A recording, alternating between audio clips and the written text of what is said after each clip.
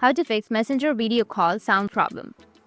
If you want to fix your Messenger video call sound problem, then what you need to do is first you need to open up your Messenger, make sure that you have a stable internet connection. After that, you need to go with the bottom right, which has that menu section. And now you can just go with settings.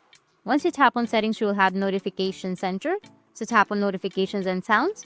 While in notifications and sounds, you can customize your text tone if desired. From tapping on the ringtone or customize notifications, vibrate on ring, in-app sounds and everything. You can go with your ringtone and change your ringtone if you want to. After that, exit your Messenger application and navigate to your phone's main setting. After opening the main setting of your phone, now you need to scroll down, go with apps. Under apps, you need to go with manage apps. From manage apps, you can search for Messenger, or you can just scroll down and find Messenger. Tap on it, and here if you scroll down, then you will have your notifications. You can tap on notifications. Inside Messenger settings, ensure that lock screen notifications, sounds, and other relevant options are enabled. Go back to the Messenger settings and tap on storage usage, or tap on storage, and tap on clear cache or clear data, which is on the bottom, and tap on clear cache.